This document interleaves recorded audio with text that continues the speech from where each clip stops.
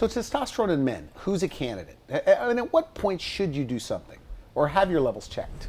Right. So I encourage all men who have symptoms to get their levels checked. And what are symptoms of low testosterone? Okay. I have guys that sit in front of me every day. They could be 30 years old, they could be 40 years old, they could be 60 years old.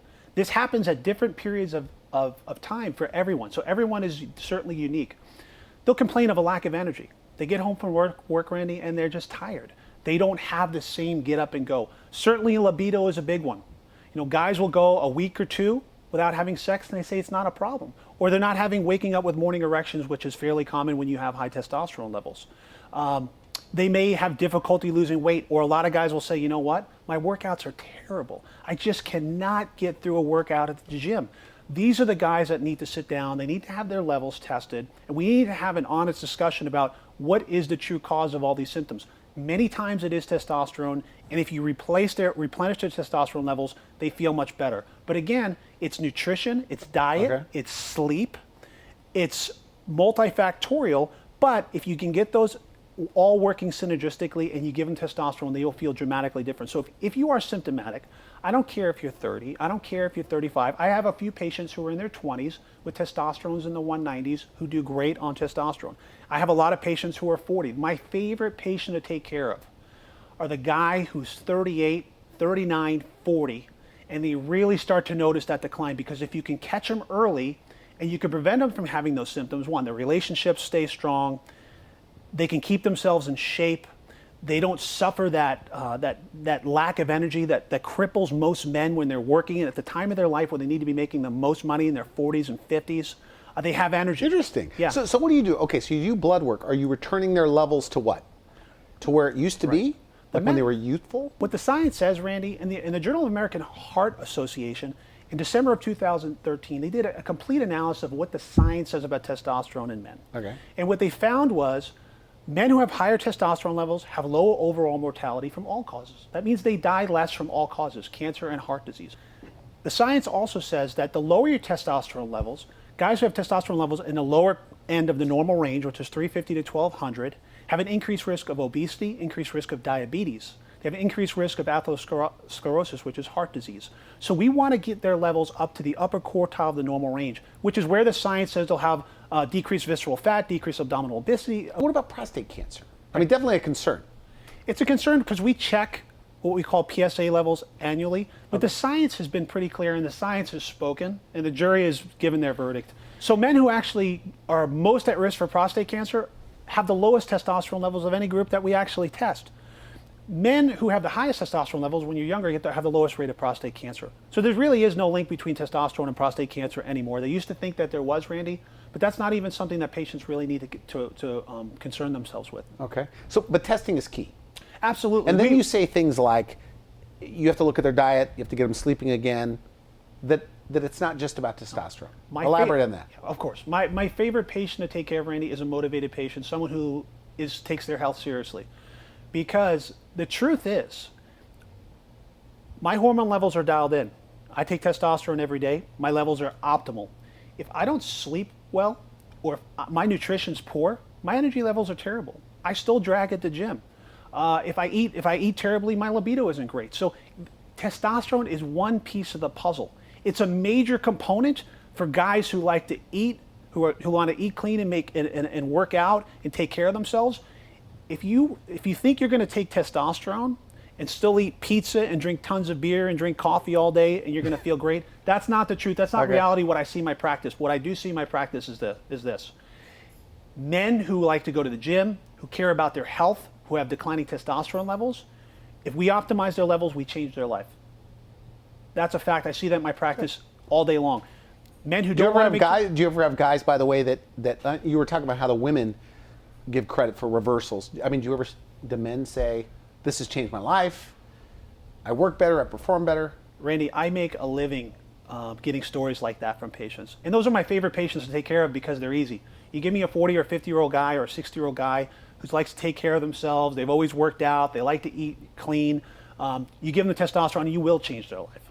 That's the most rewarding part of my job. It's really what gets me out of bed in the mornings. I know I'm going to help these guys. I know there's a guy right now who's watching this, who's saying he just described me. who's going to come in my office and within a month, if he does and follows my plan, it's going to be lights out. It's going to be life-changing. Now, I want to make one point about testosterone. I have a lot of guys come to me who said, you know what, Dr. Breen, I've been tested by a doctor and he told me my testosterone levels are fine. I said, what were your testosterone levels? He said they were 450. I said, let me explain something to you. The testosterone is a reference range just like other hormones. The low end is 350, the high end is 1200. He's telling you you're fine because your levels are within the range. Within the range is not where you want to be. Remember, we have to follow the science that says guys who have testosterone levels in the upper quartile have a reduction in mortality from all causes. But the ranges change as you get old. The ranges change. So a 25-year-old range is different than a 50-year-old range. Exactly. If we put your age in as 18 and the guy's 60, he's going to come up deficient, where at 60 he's going to come up as normal.